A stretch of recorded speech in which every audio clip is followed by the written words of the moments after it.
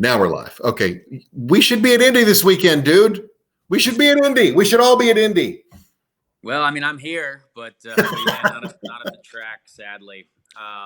Yeah, it's weird to think about. I mean, time was sort of going slow. It felt like in the whole beginning, like March, and I guess April, and then now time seems to be sort of flying by.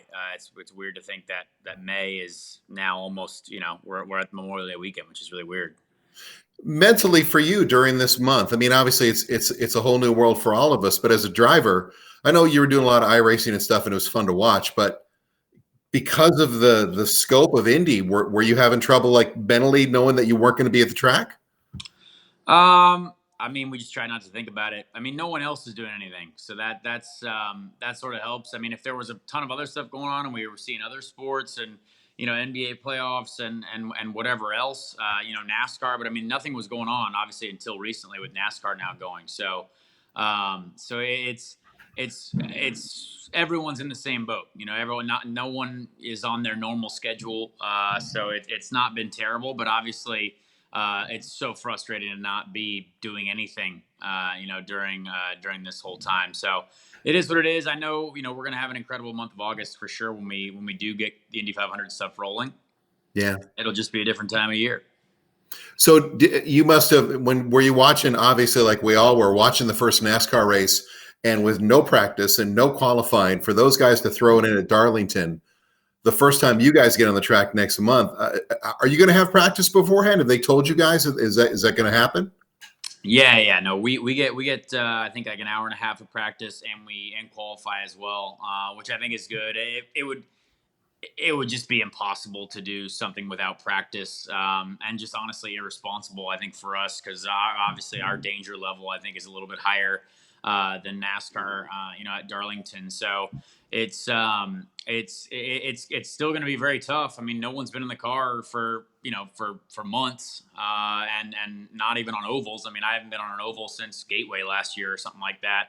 And a lot of the drivers, this could be the longest stint in some drivers' careers where they haven't been in a race car. So, and there's no testing, throughout the season either. So it's going to be super important for us to gather information at Texas for Indy, really, and for oval races that we do, later in the year as well.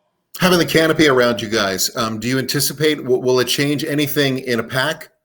Do we know? I mean, what it's going to do? I mean, your guess is as good as mine right really? now. Seriously? We don't have the information. I mean, there's been testing, but it's been, no more than 2 or 3 cars together. So I think there's a lot that we don't know. There was a lot that we were hoping to obviously, test through the practice week at Indy and through, obviously the first 5 races as well. Yeah. But yeah, we've never raced the aero screen yet, and it's definitely going to be put through, some pretty serious testing, in real race situation, at Texas. So I think it'll be interesting. I think it could be quite a variable. I don't know how it's going to work. I really don't. I've done about a day and a quarter or a day and a third in the car with the aero screen. So I'm not really even sure how it's going to work, but we're all in the same boat. Did you like the quiet? I guess I heard a lot of drivers saying that just the lack of noise, that they could hear their spotters, they could hear you talking back to their crew chiefs and stuff.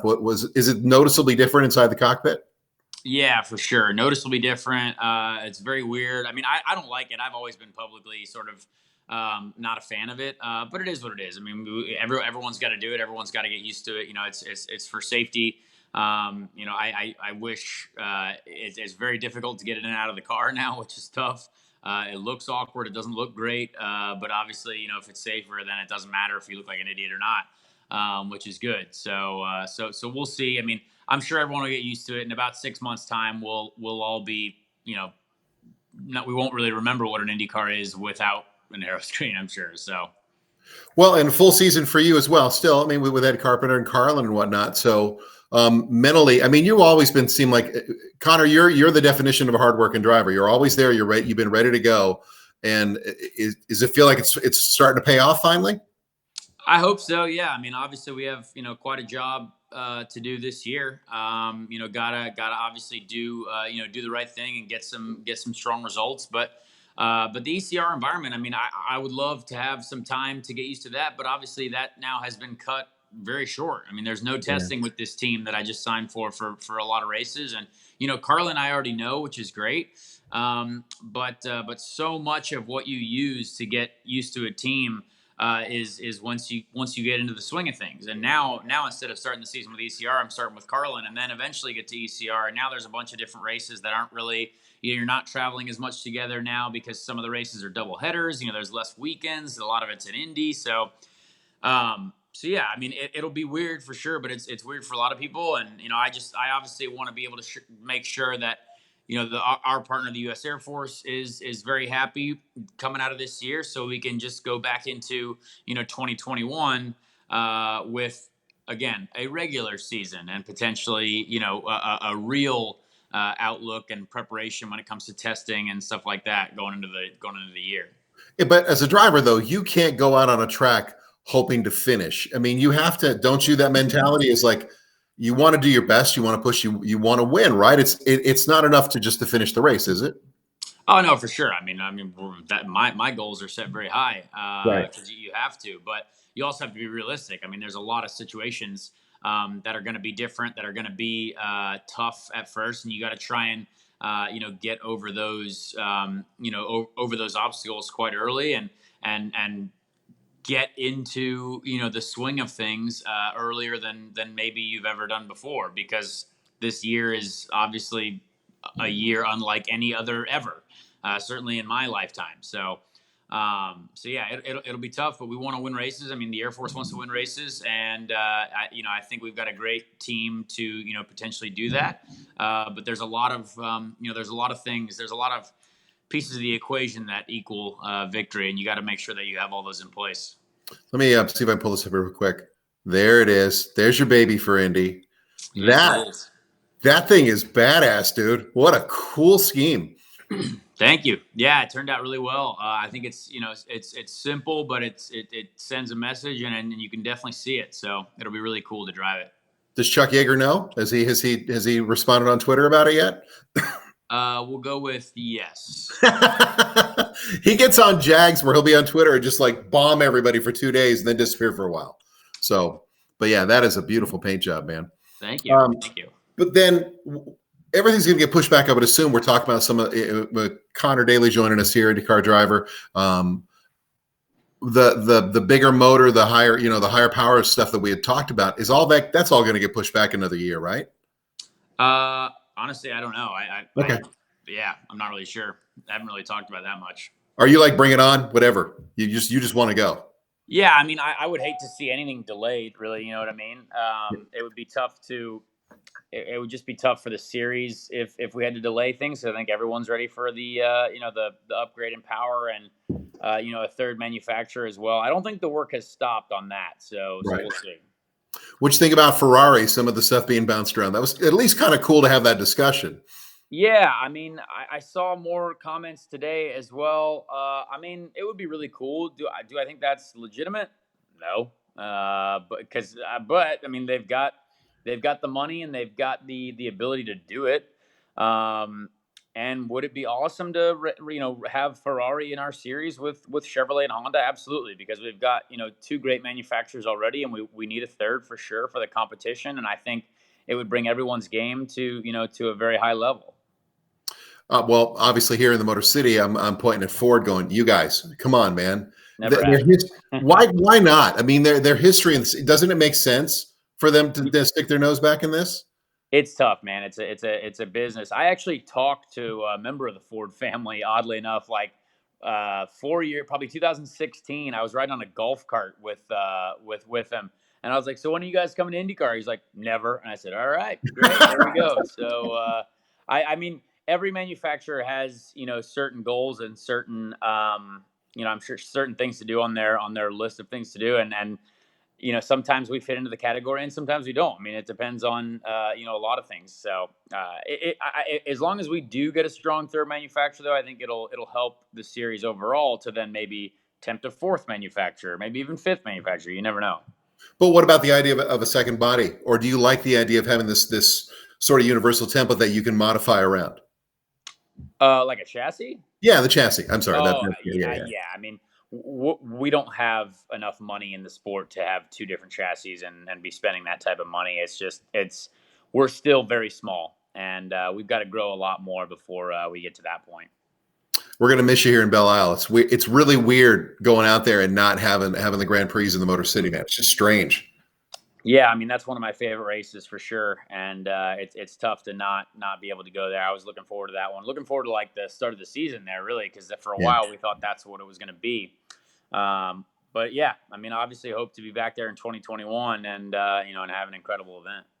We always laugh when we watch at Belle Isle. Everybody gets obsessed with the back straightaway and you guys being flat out. But I always tell people, watch the first two turns. You guys go through there so hard. Is that one of the harder lateral G corners in the circuit?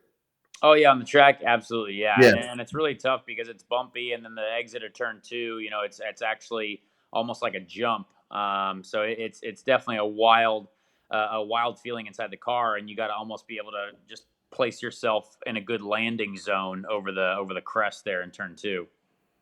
You wait a minute. So you're letting are you trying to center the car because you know you're going to land, you're going to catch a little bit there? Well, yeah, I mean, there's a huge transfer of weight, so you're sliding through turn two and going over that crest at the same time. So it's a matter of just keeping that drift going, and then also just making sure that when the weight actually fully transfers to the outside rear tires, that you're not too tweaked. So, if there's a driver from another series around the world that you would love to have come into Indy, I mean, we've been fortunate to have, Alonso, obviously, and then Ericsson, and so many great drivers from other series. If there's one person you would like, come on, come play, who would it be? Um, I mean, I don't know. I mean, Sebastian Vettel obviously is looking for a job or something next year. I think that would be cool. I don't think God, he'll that'd be do it. crazy. But yeah, I mean, anyone like Kyle Busch, seeing Kyle Busch run at the Indy 500, I think would be good. Kyle is obviously very talented. But yeah, I mean, it takes a lot to be able to switch series and do the Indy 500. Fernando Alonso thankfully has been able to do it, which is really cool. And I think more people should try and do the same if they want to, really accomplish a lot in the racing world or as much as you can, right? So I think it'd be cool to see those guys try and do it. We talk so much about the physical part of IndyCar racing, Connor, that it's always like and the physical demand on you is amazing. But Indy, to me, the first time we went and watched a race there, and to watch you guys, I can imagine the mental is just as important and just as fatiguing. Oh, for sure. I mean, mentally more so than physically at Indy, just because you have to be so mistake free at all times. I mean, one small thing can cost you so much, especially like in green flag pit stops as well. In the middle of the race, you lose 2/10 of a second, and if you lose just that much, and one car passes you, kind of as you cycle out of pit exit out of two, and they get you into three, you could spend the next 30 laps, trying to pass those guys again. So everything counts, everything matters. Mentally, you got to be, your eyes got to be on fire. Everything's got to be, your brain has to be functioning at the highest possible level, and all while trying to, physically control this beast that you're driving as well. Is Texas more of a physically demanding track? Texas is really hard. Yeah, I mean Texas. Even after Indy last year, there were a lot of guys physically on a long green flag, run couple pit stops in a row. It's very very hard. I mean the G forces and the steering, obviously with no power steering, it is without a doubt a challenge. And for that to be the first race of the year, Yeah. without anyone, with none of us at race fitness level because we just haven't been in a car, it's going to be hard. I am excited to see actually, who prevails, and so I think some of the mistakes potentially late in the race are purely going to be caused by physicality. So iRacing was fun, and you guys obviously had a blast doing it. And but as far as a racer, for us, is just playing. It's a fun game to go play. For you guys, do you really get anything out of it, or is it just a way to just do something while we're all sitting at home? No, we don't get anything out of it. I don't think. I Okay. mean, I think it keeps your. I mean, you're driving around and you're trying to, not make mistakes and stuff like that. But the tire model is very far off of what we actually use in simulation, and it's very difficult to judge compared to real life. I think iRacing actually, I think got more feedback than they ever have on the actual comparison directly to a real car. So who knows? Maybe over the next couple weeks, a couple months, they'll kind of look even more into the software for the for the customers, obviously, because they want to try and create the most real simulation possible. And hopefully, I mean, I'm sure we could help with that, or I'm sure we might have helped with that. But yeah, I mean, for me, it's. I mean, I'm sitting in a kitchen chair, so it's very very far off of what not only what is real life, but what the our Chevy simulator is, which I'll be going in tomorrow in Charlotte. Really? Okay, so that's what I was about to ask you. So sim time is unlimited for you guys? They don't regulate that, right? I mean, if you can get in time in a sim, you can as much as you want. Well, it's a Chevy simulator, so there's however many Chevy IndyCar teams, however many Yeah. Chevy NASCAR teams, everyone's trying to use it. So it's booked 364 days a year. So Wow. it's you don't get unlimited sim time, you get as much as you can. I might have done 6 days since November. And then obviously, like, I'll have one day tomorrow and then 2 days next week. But that's pretty much it as far as I know for now. So you win the Indy 500. What do we get Jim Campbell to buy you? What, a C8 probably? No, I want a ZL1 Camaro. Well, you got this down. You're not going to hold on Yeah. for the Zora for another year, maybe? Nope. Give me a ZL1. We'll take it. Wait a minute. Is this because you've seen it or you've driven it? No, I have not driven it, but Joseph Okay. Newgarden owns one, so I've seen his, and it's very cool. Nice. All right. And I'm And I not a know, vet guy. I'm not a Corvette guy. I can't get my head around it, but I love the Camaro. even the mid-engine one, you kind of Nope. just Not a fan. I mean, it's a great car, but yeah, yeah, but everyone's yeah. got everyone's got their car loves.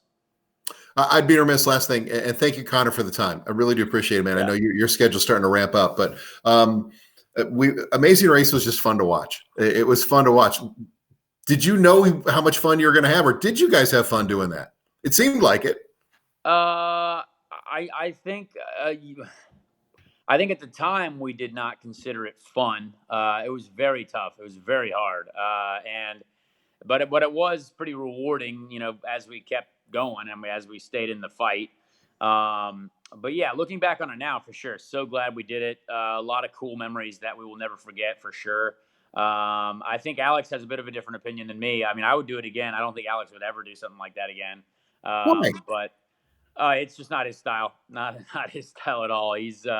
I think we both going into it, we didn't expect how it would go off camera and like not what you saw on TV. It was very very tough and very different to what you see on the television. So I think that's what he was more not a fan of going to do again. But I would suffer through for the experience again.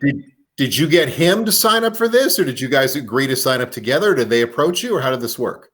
No, Alex was signed up first for it, and I was actually third choice. Alex, it was Alex and Hinch first. Hinch couldn't do it because he was Canadian. And then it was Alex and Spencer Piggott, and Spencer then couldn't do it because he had a test while they were filming. And so then they were like, well, I guess we'll get Connor. And then yeah, I showed up, and I was like, yeah, sure, let's do it.